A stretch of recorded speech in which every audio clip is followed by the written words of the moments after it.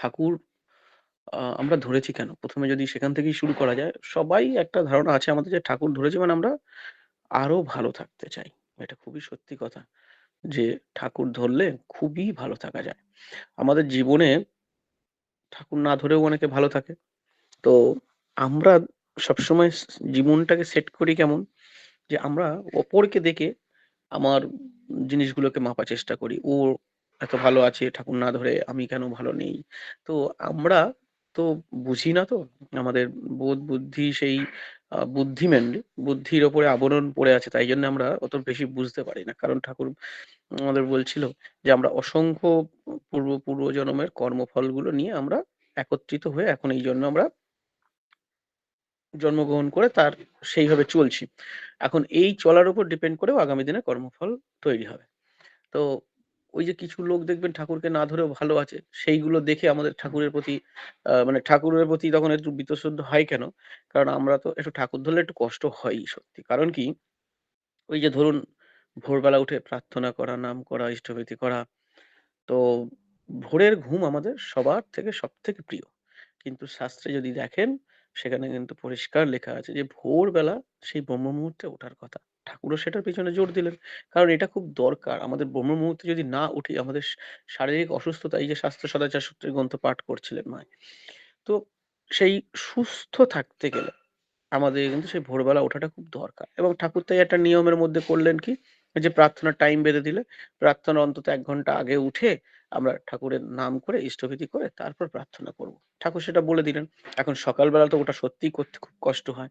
এখন ওটা করার পরেও আমার মনে আছে আমি খুব ভালো থাকবো। এখন ভালো থাকাটা বলতে কি সেটা তো আমরা অনেক সময় বুঝতে পারি না। আমার মনে হয় যে আমার বাড়ির পাশের লোকটি কেমন আছে তার দেখে আমার অফিসের কলিগ কেমন আছে তার দেখে আমার ভালো লাগা সেট করে ফেলি। তার জন্যই প্রবলেম হয়। তো একটা গল্প ছিল যে ওই দেখবেন আম ধান আগেকার দিনে রাখতো না একটা ওই গোলার মতো। তো ওই উপর থেকে ধান ভরতো আর নিচে থেকে ধান বার করত। তো ওই বলছে যে উপরে ধরুন কিছু খারাপ ধান থাকলো। কিন্তু ১ম এ যদি আমি ভালো ধান রেখে দেই, তো বের যেহেতু নিচে দিয়ে করা হয়, তো ওই ১ম এ ভালো ধানগুলোই বেরোয়। সে কিন্তু বুঝতে পারে না যে উপরে খারাপ ধান আছে। তো আমাদের কর্মফলও তেমন। আমরা যদি অনেক ভালো কাজ করে রাখি পূর্বজন্মে, তো সেক্ষেত্রে আমাদের আ ঠাকুর না ধরেও অনেকের হয়তো খুব ভালো আছে বলে মনে হবে। কিন্তু সেই ভালো আদতে কি কতটা ভালো সেটা আমরা বুঝতে পারি না। পরিষ্কার কথা। জীবনে কোনোদিন খালি থাকবে না। আপনার জীবনে ২ টো জিনিস আছে। এক ইষ্ট বা গুরুকে ধরে চললাম। তাহলে আমার ইষ্ট বা মঙ্গলের পথে থাকলাম। এখন আমরা তো অনেকেই শুনেছি যে ওই খালি মস্তিষ্ক শয়তানের বাক্স। অ্যাকচুয়ালি এটা খুবই সত্যি কথা। আপনার যদি উম মস্তিষ্কে আপনার যদি হৃদয়ে, আপনার যদি শরীরে, মনে যদি কোন জায়গায় ইষ্ট বা ঠাকুরের উপস্থিতি না থাকে, সেই জায়গা কিন্তু খালি থাকবে না। সেই জায়গা কিছু না কিছু এসে ফুলফিল করবেই।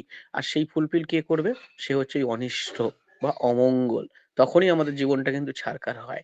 ওই খুব পরিষ্কার কথা যে অন্ধকার কি? অন্ধকার কিন্তু কিছুই নয়।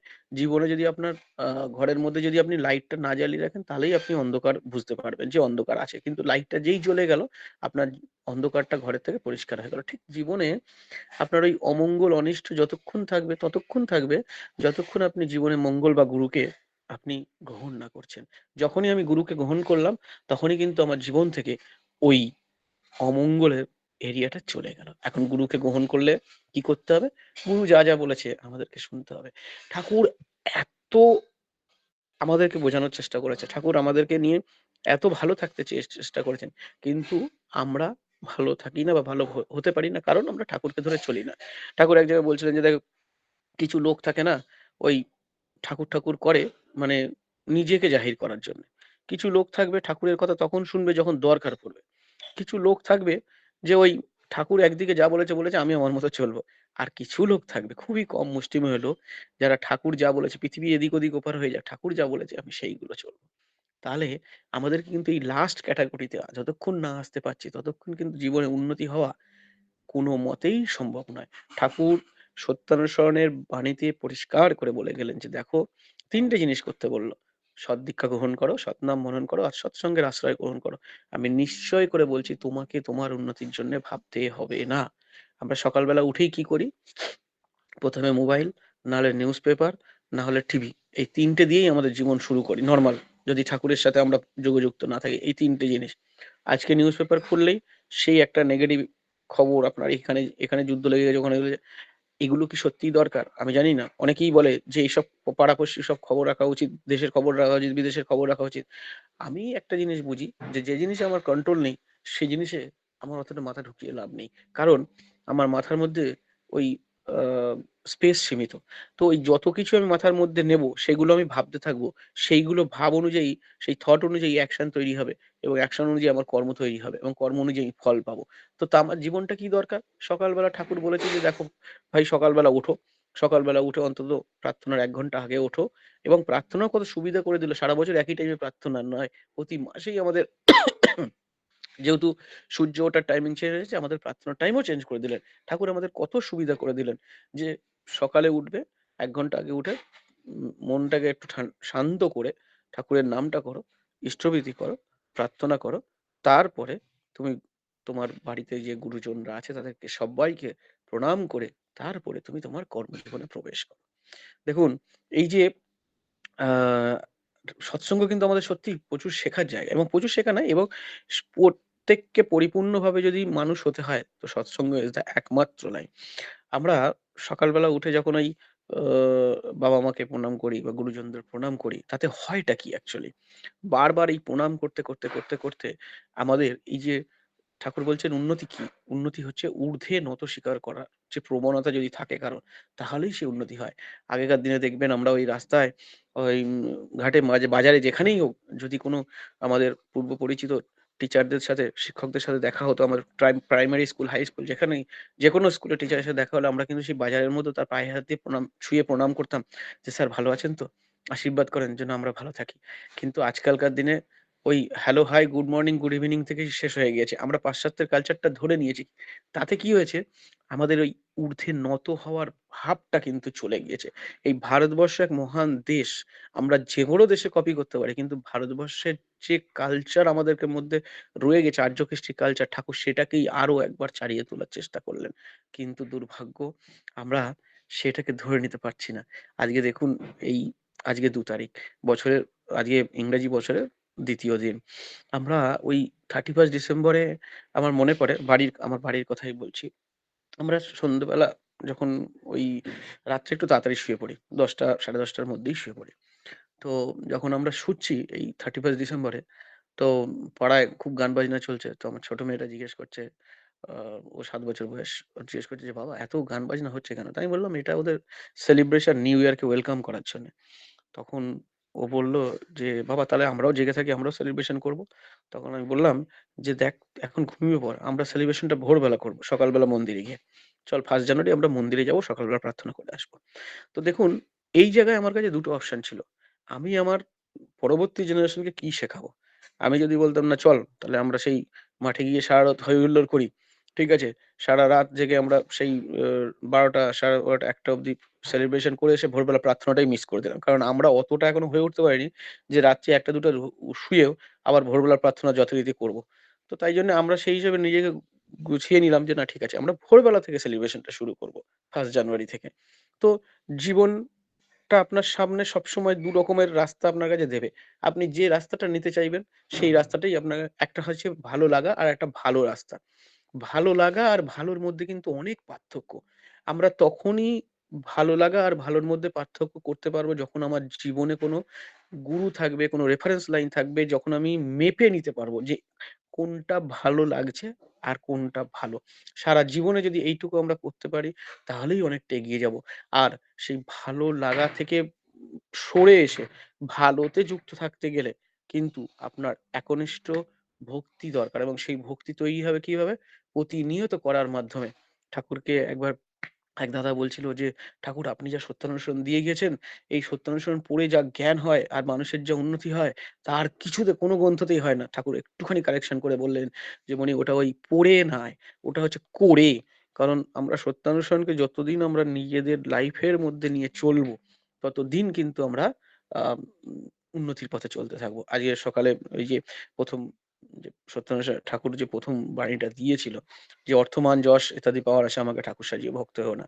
সেক্ষেত্রে কি হবে আমরা তো ঠাকুরকে পাবো না। কারণ কি? এই একটা জিনিস যখন আমার জীবনে ঠাকুর নেই, মানে ইষ্ঠ নেই, ওই জায়গাটা খালি, মানে লাইট আমার বন্ধ, মানে অন্ধকার, অনিষ্ট বা অমঙ্গল রয়েছে, তখন কিন্তু কি হয় ওই আ আপনি উম কি বলবো? হ্যাঁ, যখন আপনার জীবনে ওই অমঙ্গলটা ছায়া থাকবে, তখন কিন্তু সহজে আপনি ওই মঙ্গলের পথটাকে ধরতে পারবেন না। আর মঙ্গলের পথ যদি ধরতে হয়, তাহলে কিন্তু ওই ঠাকুরকে নিয়ে চলাটাই একমাত্র ঠাকুর আমাদেরকে কতভাবে মানে হেল্প করে চলেছে। একটা আ গল্প বলি। ঠাকুর সেই সময় বাংলাদেশে পাবনাতে তো এক দাদা এসছেন, ঠাকুরকে বলছেন যে, "দেখো ঠাকুর আমি কিন্তু আপনার ইষ্টবিধি করলাম, কোনো ফল পাইনি। তো আমার ইষ্টবিধি যা হয়েছে আমি দিয়েছি, আপনি ফেরত দিন আমাকে।" ঠিক আছে?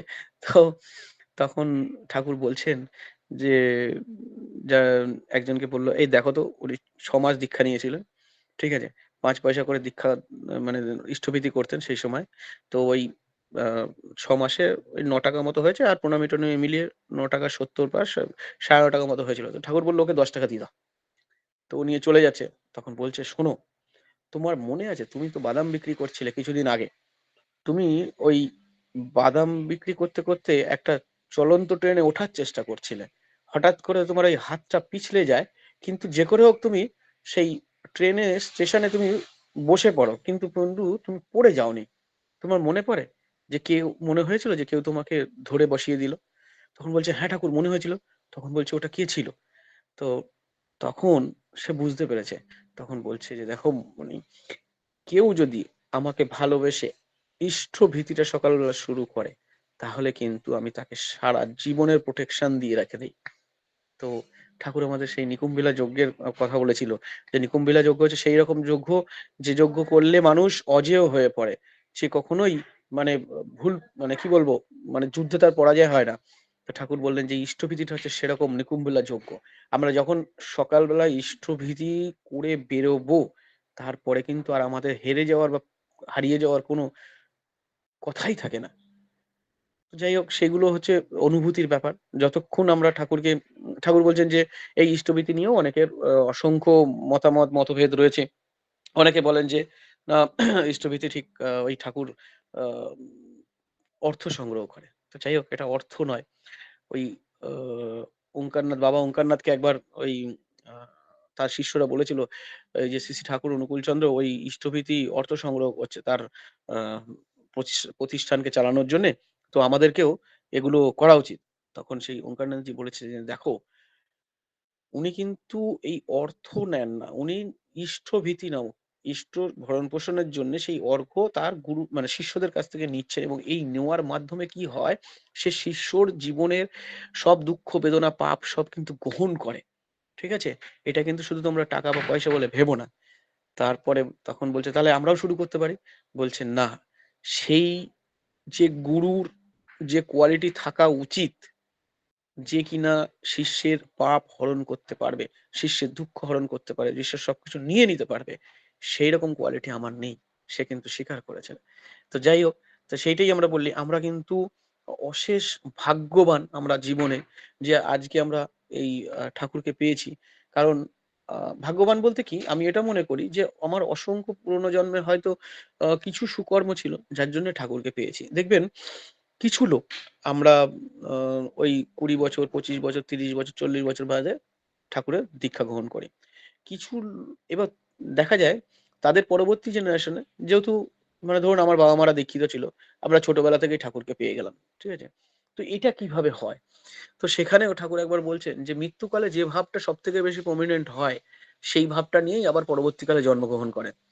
তো মানে ধরুন আজকের দিনে আমরা যারা ঠাকুরকে নিয়ে চলবো এবং ঠাকুরকে নিয়েই শেষ এখান থেকে আ বিদায় নেব। পরবর্তী জন্ম কিন্তু আমাদের সেরকম পরিবারেই জন্ম হবে। যেখান থেকে ঠাকুরকে আমরা ছোটবেলা থেকেই পেয়ে এরকম নয় যে কোনো এক জায়গায় খুব বড় ঘরে পরিবারে জন্মলাম যেখানে ঠাকুর নেই। কিন্তু ১৫ বছর ২০ বছর বাদে আবার ঠাকুরকে পেলাম। আবার এটাও হতে পারে যে আমরা কোনো এক জায়গায় জন্মগ্রহণ করলাম সেখানে সেই পরিবারে কোনো জায়গায় ঠাকুর নেই। কিন্তু আমি শুধুমাত্র ঠাকুরকে গ্রহণ করলাম। এরকম প্রচুর উদাহরণ আছে আমাদের মানে আশেপাশে আমরা দেখতে পাই যে একটা বাড়িতে একটি ছেলেই সৎসঙ্গী, একটি সে সস্তেয়নী এবং বাকি সবাই অদীক্ষিত সেই পরিবারের। তো সেটা কি করে সম্ভব? সেটা হচ্ছে তার সেই পূর্বজন্মের সুকৃতির জন্যে সে ঠাকুরকে পেয়েছে। এটা কিন্তু খুব, খুব কঠিন একটা আম সংযমের মধ্যে চলতে আমরা এগুলো পেয়ে থাকি।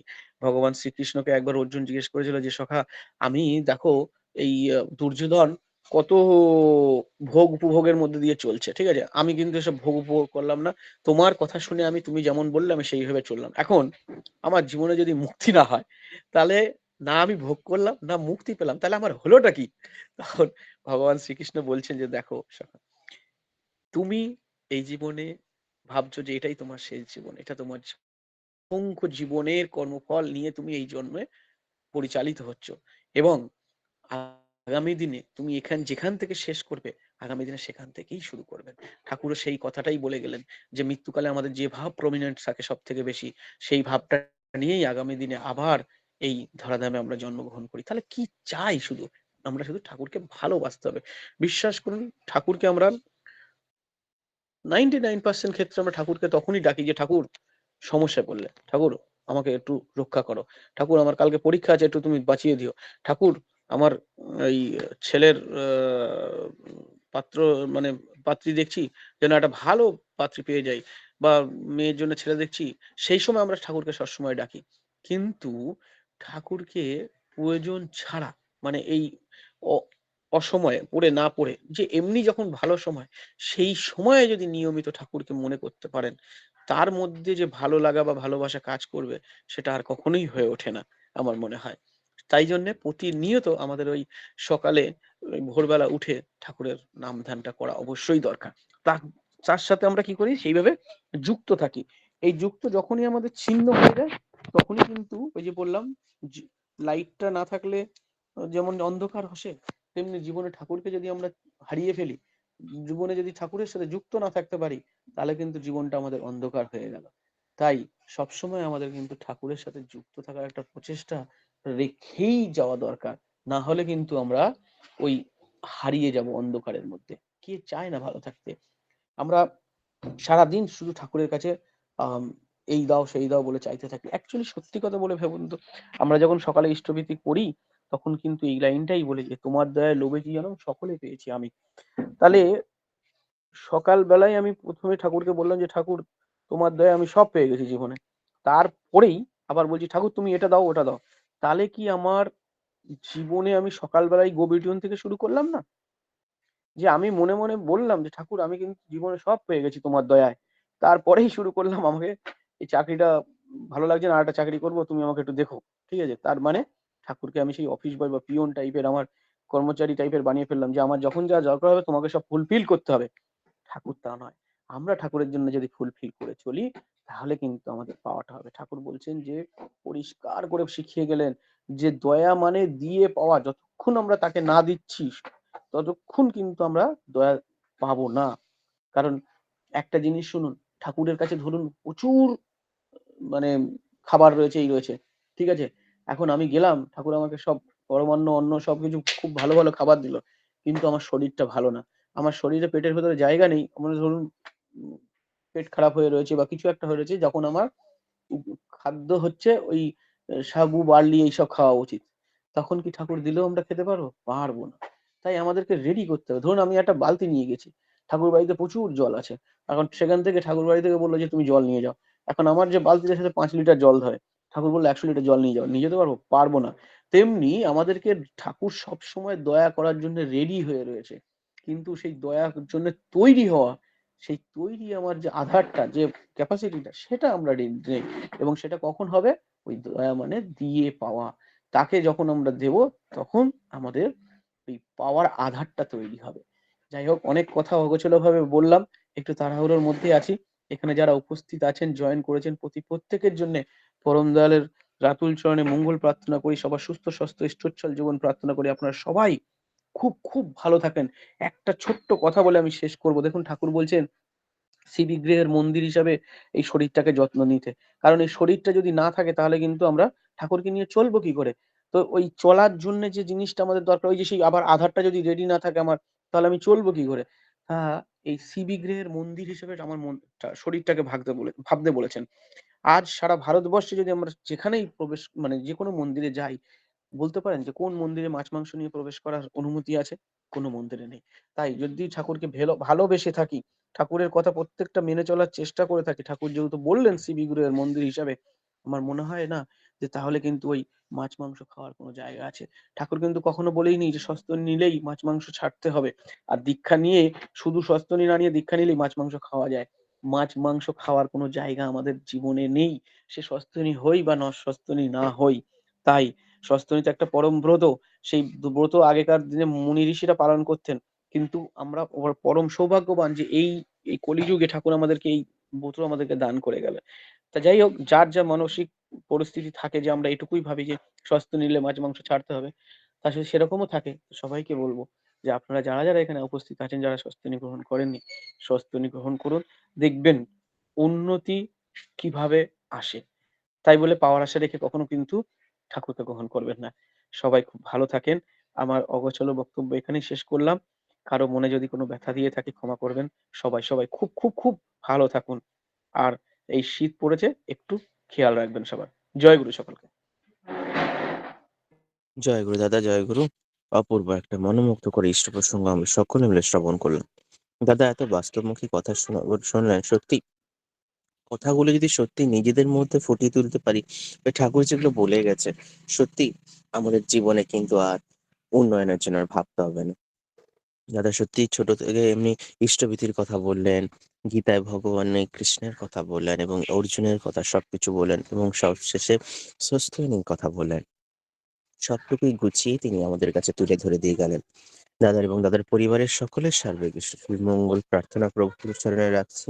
দাদাকে আবারও আহ্বান রাখবো, আপনি আপনাদের লিঙ্কে আবারও আসবেন, এসে আপনার কাছ থেকে আরো কিছু তার কথা শুনে যাতে আমরা তার দিকে এক ধাপ করে এগিয়ে যেতে পারি, এই আশা রাখি দাদা।